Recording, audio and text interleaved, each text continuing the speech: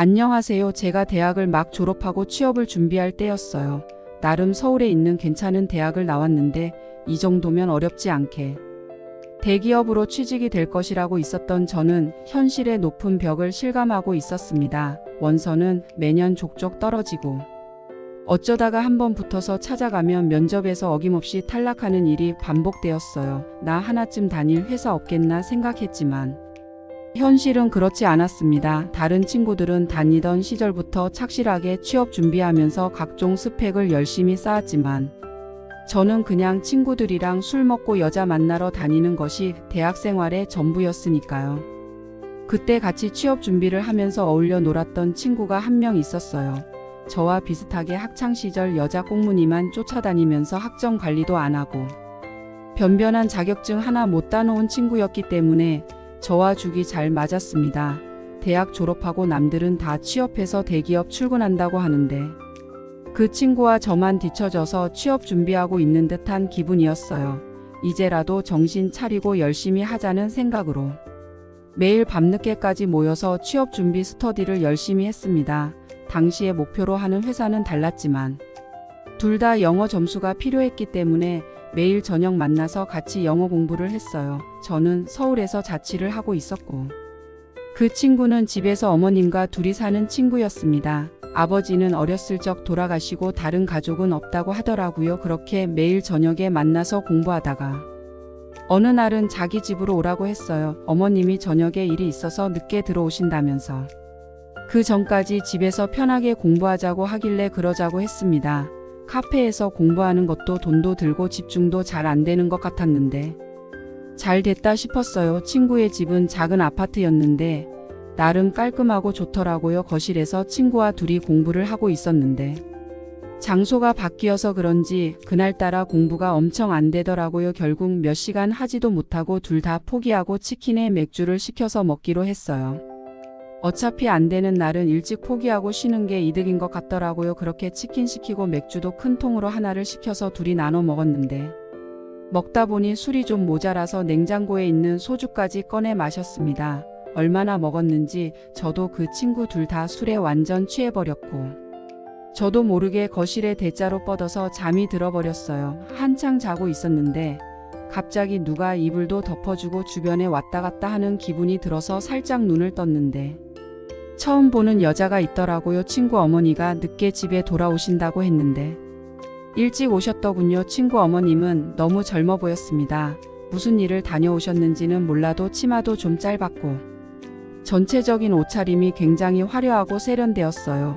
우리가 술 먹은 거실 테이블을 정리하고 있었는데 그 뒷모습을 보니 군살도 없고 몸매가 탱탱했습니다. 친구한테 이런 누나가 있었나 생각을 하고 있다가 그날 술도 취해서 더 깊게 생각하지 못하고 그대로 잠들어 버렸어요. 아침에 주변이 어수선한 소리에 일어났는데 제 친구는 이미 씻고 있었고 주방에서 어제 봤던 그녀가 아침밥을 준비하고 있었습니다.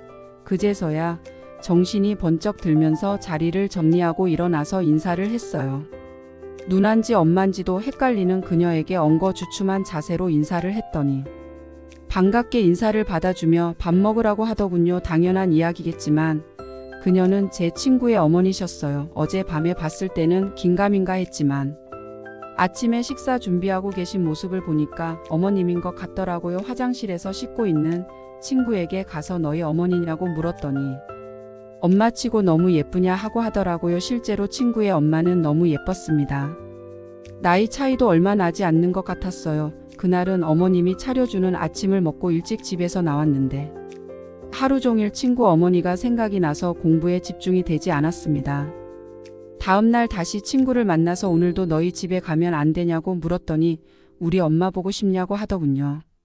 이럴 때는 눈치가 정말 빠른 것 같았습니다.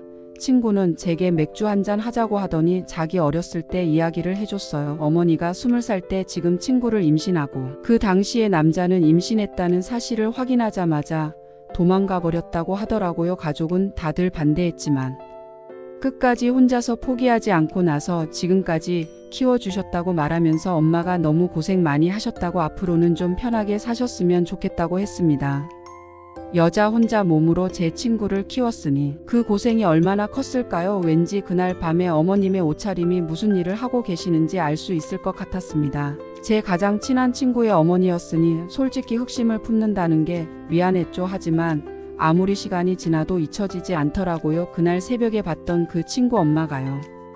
결국 저는 친구 몰래 사고를 치고야 말았어요. 친구가 밖에서 공부를 하고 있을 때 그 틈을 타서 무작정 친구의 집으로 갔습니다.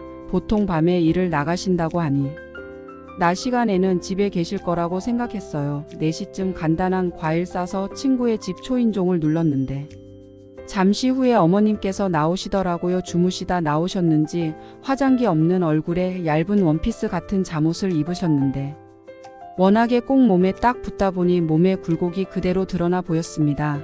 며칠 전에 왔던 아들 친구라고 하면서 인사를 했더니 그녀는 조금 당황하는 듯 했지만 일단 집으로 저를 들어오라고 했어요. 차도 한 잔 내오시면서 친구는 지금 집에 없다고 했습니다. 그냥 지나가다가 생각나서 인사드리러 온 것뿐이니까 부담 갖지 않으셔도 된다고 말을 했습니다.